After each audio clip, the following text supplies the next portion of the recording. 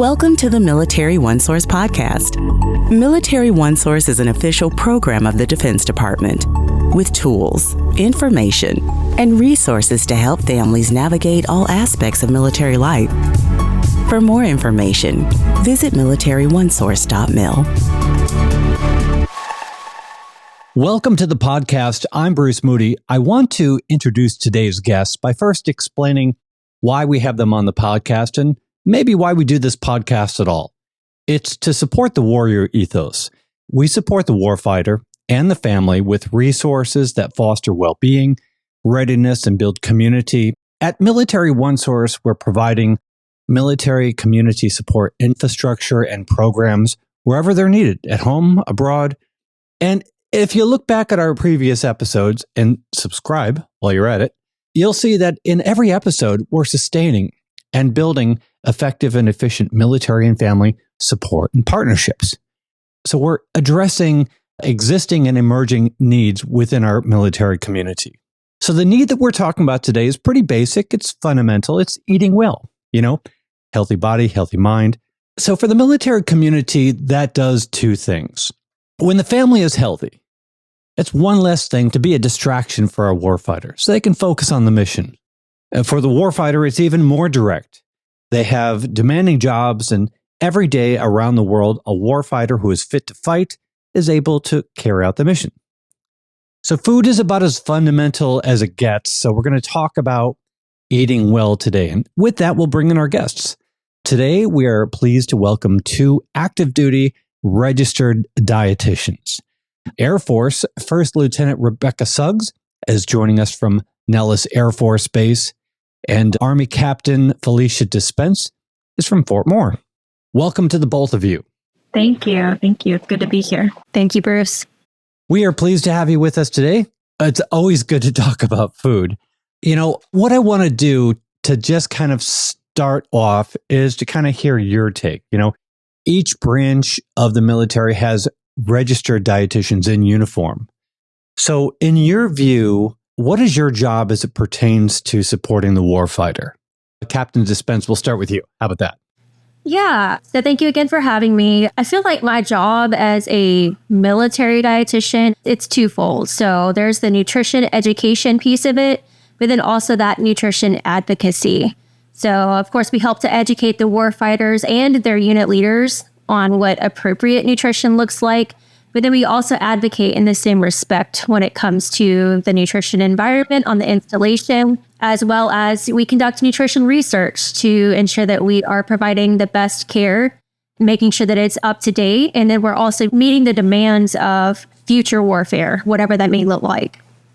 All right. And Lieutenant Suggs, what is your view on this? Yeah, so I really have my eye on two things as a dietitian in the military. The first really is building my skills in the hospital so that when I do deploy, I'm ready to feed patients and help promote recovery in those deployed locations. Especially as Captain Dispense was saying, we don't know what the future of warfare is going to be. And so being ready to handle anything is very important. And then that second piece is really helping the current force stay fit to fight and eat food in a way that promotes a strong body and healthy mind. So we're kind of looking at the present and also looking forward to the future. Alrighty. So let's get into it. There are dietary guidelines that tell us what foods and how much of them we should be eating each day. So what would our targets be for these fruits and vegetables? Yeah, so the general recommendation going off of the My Plate initiative is to fill half your plate with fruits and vegetables, and then to also vary those up. So get a good variety of colorful fruits and vegetables in your diet. So that would look like about 2.5 cups of vegetables or 2 cups of fruits per day. So how are we doing with that? How well does the average adult meet these guidelines? That's okay. We don't mind being judged. No judgment, but not that well, right? But I do feel like as a population that we have become a lot more health conscious, depending on whether or not that's a good direction or not. But our nutrition environment doesn't always set us up to succeed either, right? Because we have a lot of convenient options that are not always the most balanced. So they're really calorie or energy dense without a lot of nutrients. So while it's not that well, I do feel like we're moving in a good direction as a population. Okay. All right. We can go with that.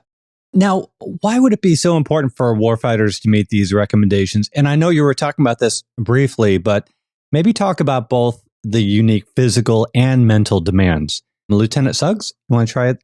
Get a go at that? So it is absolutely vital for us to eat these fruits and vegetables. I think, we all think about reasons why we eat, right? We eat because we're hungry or maybe because something looks tasty. Fruits and vegetables have the necessary vitamins and minerals that we need in order for our bodies to work well. I think a really classical example is scurvy, right? If you don't get your vitamin C, you get scurvy. And so they are absolutely essential for our bodies to work and heal well. I think the other piece too that I'm always talking to people about is fiber, and fruits and vegetables contain a lot of it. So when we get that fiber, it feeds our microbiome, and all of those bacteria help decrease inflammation in the body. They help with mood. They help with your immune system. And so while you may not look at a carrot or an avocado and think that it's going to give you all of these life-sustaining capabilities, it actually really contributes to the overall health and fitness of a person. Now, what if we look at the mental side of things? Let's talk about mood, focus, stress management, especially when, we're in the middle of deployments or training, high stress times. What are the benefits of eating well during these times? The fruits and vegetables, like she was just saying, they have so many of our nutrients, specifically our micronutrients, as well as antioxidants, and those fully support our brain health and mood. So, for example, things like folate, vitamin K, beta carotene, those have been shown to prevent depression, dementia, and insomnia. And let's face it, we're all a little bit, sleep deprived in the military. And other things like vitamin B6 in bananas helps to produce a serotonin and dopamine, which are two neurotransmitters that affect our mood. Again, going back to antioxidants, berries are just chock full of really potent antioxidants that help protect against oxidative stress, which also can contribute to mood disorders or damage the immune system. So overall, I would just say if you're eating well, you're going to feel a lot better. And the better you feel, the more productive you're going to be, the more focused you are, the more capable you're going to be with handling the stressors of the military environment. Question for the both of you, and maybe Lieutenant Suggs, we'll start with you, but can you recall a time when you saw a warfighter take ownership of their health and nutrition after you provided them with guidance? What did it look like to you? Absolutely. I have the privilege of getting to interact one-on-one with military members and warfighters and their families and kind of talking to them about health behavior modifications that we can do. And so I've seen people literally make even the small adjustment of adding a yogurt to their breakfast or making sure they're having berries for lunch. And these small changes really make big effects in terms of how successful someone feels, but then also how interested they are in eating other healthy foods or even exercising more. Or a lot of times what we work on is adding in those fruits and vegetables during the day, and then the sugar cravings that they've been fighting so much at night sort of dissipate because they're getting what they need during the day. So there's definitely been a lot of success that I've seen with people that I've talked to who have really worked, not really concentrating too hard on what to get rid of, but really making an effort to include more of those nutrient-dense foods that make a big difference. Captain Dispense, did you have any examples that you wanted to share? Oh, yes, absolutely. And I love what Lieutenant Suggs just said about focusing less on what to take out and incorporating more of what you want to add in. That's so important. For me, I can give you an example of a service member or warfighter that I just worked with recently. So for her, she active duty soldier, mom of 4 kids, and she was really struggling for quite a while with her postpartum weight, obviously sleep deprivation, also postpartum depression, and was really frustrated with her lack of progress and her chronically low energy levels. So for her nutrition and her mentality prior to me working with her was that less is better. So less food, less carbs, and she would get where she wanted to be. But after I spent a significant amount of time working with her and providing her with both the nutrition education and the counseling, which is so important when we're trying to make any kind of behavior change with nutrition, she did start to see the results, and she saw them very quickly. So not just with her results for her body composition, but also with her mood, her energy levels, and her ability to cope with all of the stressors, both with the military and with her home life, with her kids and her family. And she was able to do that, or I can't take credit, because she was able to take everything that I told her, trust me through the process, and fully commit to the process of having a well-balanced diet to meet her goals. So I'm a retired Navy chief, which means I was one of these young guys rushing into the mini mart to get something for breakfast. You've seen us. You know, it's not easy, but maybe you've got some advice for people who they're in a rush because the military is demanding a lot from them and they're in a rush. They're on a tight budget. What would be your advice for getting them on a good nutritional track? Yeah, so we're all busy, right? And I'm no stranger to the shopettes either, but I think the key thing here is planning ahead, because we all know we're busy. We know what's coming up the next week, right? So taking that little bit of time over the weekend or whenever you have that downtime to plan ahead is so, so important. So that can look like meal planning. It can look like meal prepping. And no, that does not have to be, 20 Tupperware containers full of chicken and rice. There's ways you can get after it for what makes sense to you. I also, in terms of planning ahead, is we go and buy the fruits and vegetables, and let's face it, they're not that cheap right now, right? But taking the time to prepare them before you shove them into the refrigerator is going to save you a lot of time and money in the long run. And if you really do need to go through the shopette, that's totally fine. There's a lot of good, healthy options that have fruits, vegetables, good protein sources. So there's areas to look for in the shopette that can steer you in a more nutrient-dense direction versus not to hate on the tornadoes, but that's the Army standard, right? So there's things you can get in a quick pinch. Right. Lieutenant Suggs, I wonder if you could share any tips that you have for folks who want to get the most bang from their buck, maybe nutrition-wise. Yes, absolutely. So I think Captain Dispense really nailed it when she was talking about how you really need to plan ahead, right? You can't eat the food that you don't have in the house in the first place. So really making sure that when you are shopping, you ask yourself, what fruits and vegetables am I getting? I think the other thing that I do a lot is to try to get those fruits and vegetables that don't require a lot of preparation. So berries, cherry tomatoes, cucumbers, peppers, apples, oranges, those things you literally can just grab out of the fridge and go. Those are life changers for me. They have these cute little lunchbox peppers that they sell in the store that you can literally just like dip in your hummus and go. They're just wonderful. So yeah, make it as easy as possible. You do not have to get into like, oh, I have to like cut up all of this lettuce and I got to cut up all these things and make sure I have the perfect looking salad that I saw on Pinterest. Like that's great if you have the time for that. But if you're really just in a pinch, being able to get those fruits and vegetables that don't require a lot of prep that you can just grab is a really great way to go. Nice. I'm going to make a note to do that. So, when we start talking about eating well, a term that comes up a lot is eating seasonally. So let's talk a little bit about really what that means and maybe why it's good for us. Yeah, this is something that's really dear to my heart. Before I became a dietitian, I was an organic farmer. So I am very tied to the seasons. And honestly, eating seasonally really just means that you're eating the food that naturally grows in your region during that time of year. So generally, kind of depending on where you are, but generally things like strawberries grow in the spring. Think of tomatoes for the summer, and then things like Brussels sprouts and kale can really grow in the spring or the fall. Everything kind of has its season that it grows best in. Obviously, you have those great states like Florida and California that have really great growing seasons, but usually you can kind of find the food in your area that just naturally grows during those specific times of the year. I'm going to take a chance here and maybe talk about things I'm not quite clear about. So let's talk about phytochemicals and antioxidants. And maybe I should just stop there and let you guys take over. Please go. So phytochemicals are awesome. They are so neat. They're the plant's natural defense mechanisms.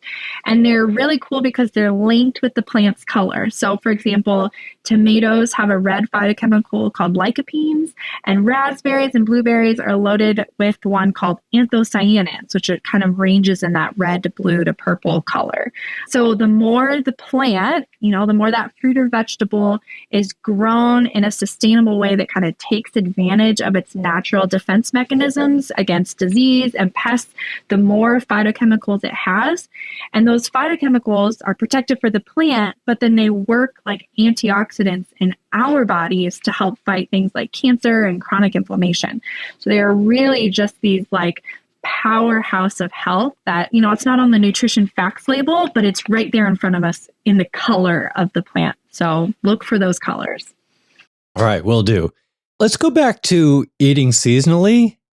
And what I want to get into is how eating in sync with the season can improve energy levels, immune function, and especially recovery. When we're training real hard, your body needs to recover.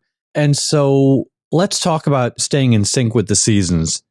Yes. So one of the pieces of staying in sync with the seasons is really that you're eating the fruits and vegetables that are loaded with phytochemicals and vitamins and minerals and fiber. So these are really different from what we might see like that's prepackaged and processed and not really seasonal at all, right? In kind of those grocery store, like shelving areas, like ramen noodles does not have a season. It is always ever present. So when you're kind of thinking about like when you're training or you're deployed, it might feel easier to kind of reach for something that has that long shelf life and is packaged, but then you don't get that nutrient power punch that the fruits and vegetables are offering. So if you get those seasonal fruits and vegetables, you'll get those phytochemicals that help fight inflammation. Exercise is literally putting stress on your body to help with change. And so we need to help our body with that change and help decrease the inflammation that the exercise may cause. The other piece, and I've mentioned this earlier, but that's that fiber in your microbiome. It really helps decrease that inflammation and help your immune system stay strong. So when we're thinking about training, we have to make sure that we're using all the calories that we get to go towards giving us that energy, resupplying the glycogen in our muscles, and really giving us the energy we need to do the training in the first place. So if we get those calories from foods that are just loaded with nutrients, we get such a great package of food. So my next question is really kind of for the benefit of families, because I'm going to ask about gardens, right? And I totally get it. I mean, I lived in the barracks. There was no way I was going to be gardening. There's no way any of us in the barracks going to be gardening. But people who are a little further in their career, they may have some space, maybe even indoors where they can do some gardening. So maybe for those who have an opportunity to do something, and maybe what it is they don't even really see the potential. Talk about what the potential is for gardening in a small space. Yeah. So I think that it can be scary to start a new thing, right? So gardening might seem like it's very big and very difficult to do. But the thing that a farmer once told me was that plants want to grow. They want to live. They want to grow. And so all you really need to do is put some seeds in the ground and let them try. Obviously, you can make it easier for them, right? So you can kind of keep in mind the things that plants need to grow well. So things like sunlight, water, and nourishment, much like humans, right? But the whole point is just try and get it started. So I like to suggest for people to grow or even try to grow some things that are easier, right, rather than others. So really easy things to try to start would be things like basil or radishes, lettuce, arugula, mint, or parsley. Those are all very forgiving plants that are very delicious, especially if you grow them in your house. And you can honestly, as you're thinking about where you want to put them, you can put them anywhere that you find good sunlight and you can water them easily. So that could be like a south-facing window. It could be a little planter outside. It could be in your yard. When I lived in Tennessee, I literally just dug a spot in the yard that was sunny and put some seeds in the ground. So don't overthink it and just start with the easy ones and watch the plants do what they do best. Okay. Have you worked with families? Have you worked with service members and family members? Any stories that you can share about gardening successes? Yeah. So actually, I have worked with my neighbors here, and it's actually interesting because they are military members, but the interesting piece is that we all live in the desert, right? So it's pretty difficult to grow things in the desert. And the one thing that they really, really helped them grow was an automatic watering system. So it was really difficult for this family. They have 2 young kids, they have a dog, they're trying to do all these things, and she just never had time to go outside and water the garden. And so obviously, in the desert, that's going to cause some difficulties. So once they were able to get a self-timed watering system, then everything grew and she didn't even have to think about it. So little things like that, right? There's a little bit of infrastructure that went into that, but she was ready for that next step, and it just changed their whole ability to grow food in their backyard. Nice. So I want to ask about recipes, and I don't want the podcast to devolve into a whole bunch of recipes, but maybe just a couple simple, nutritious recipes. Any recommendations that you might have? I have one very simple one, and it is less of a recipe and more of a way of cooking. So honestly, roasting. Roasting is the best way and most accessible way to cook, I think. And it doesn't really require a whole lot of active participation. You literally take your favorite vegetable, you chop it up into bite-sized pieces, you put a little bit of olive oil or avocado oil on it, add some of your favorite seasoning like Mrs. Dash or Italian seasoning, Greek seasoning, even just salt and pepper if that's what you have. And then literally put it in the oven at 425 until it's soft. Roasting that vegetable will help caramelize the sugar. So even though you're not adding any extra sugar, it brings out the sweetness. So it just tastes divine. Sometimes it can give you that little bit of crust on the outside, which is just so pleasant. And you can do it with anything, right? It's very versatile. So you can do it with carrots, broccoli, beets, Brussels sprouts, even cherry tomatoes. So I really love a good roast. But Captain Dispense, do you have anything that you particularly like? Well, that one is an easy one. So I completely agree I agree with it being accessible too. It's so easy. Just pick out what you like. I'll pivot maybe to a breakfast item since we typically tend to skip out on that one. I love to prepare an overnight oat. It is not hard. I'll just take Greek yogurt, one of my favorite Greek yogurts. It's got a lot of protein in it.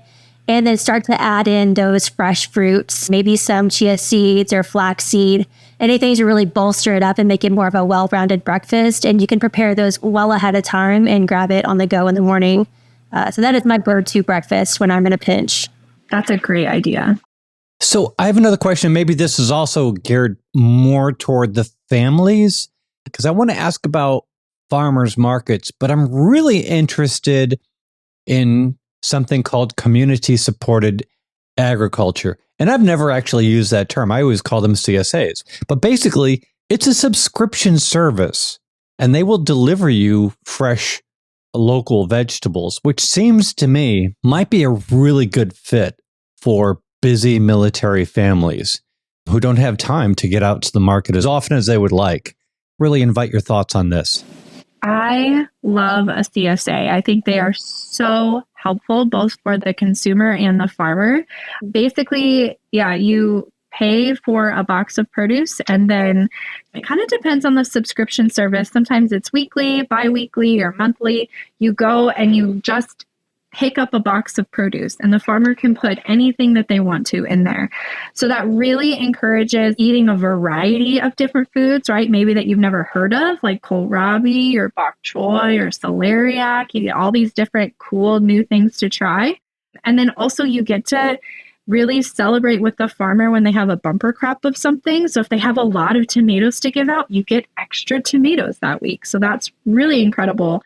And then the other piece that I really like about it is that you get vegetables that are specific varieties that are grown for their flavor or their quality, but not necessarily their ability to ship well, right? Because they don't need to ship well. They're just going into a box and you're going to take them home so they can just stay nice and fresh and tasty. And so that's what the vegetable was kind of created for. And so you really get to enjoy something fresh, something really tasty, and also help support the farmer who can move their produce as it comes in, and they don't have to rely on markets that maybe change as they go along the season. I just want to add along a tip to people who are looking at these CSAs, because you're going to get a lot. I mean, you're going to get a volume, and sometimes it can be too much. And you can cut the cost by just splitting up the box and the cost with a neighbor. The box shows up and you divvy it up, you divvy up the cost, and you have all the food that you need for two families. Because sometimes these boxes can be pretty generous. I have a question for the both of you. We're going to put a bunch of links in the program notes so people can get more information about support that's available to them. And I just want to mention, since we're talking about farmers markets and such, USDA has a very, very cool page where you can go and find a farmer's market. You can go in there and just put in your zip or your location or whatever, and it will find the farmers markets around you, and you get the hours and the directions. But my question to the both of you is, what sort of support on installation do you have, and how can service members and family members get a hold of it?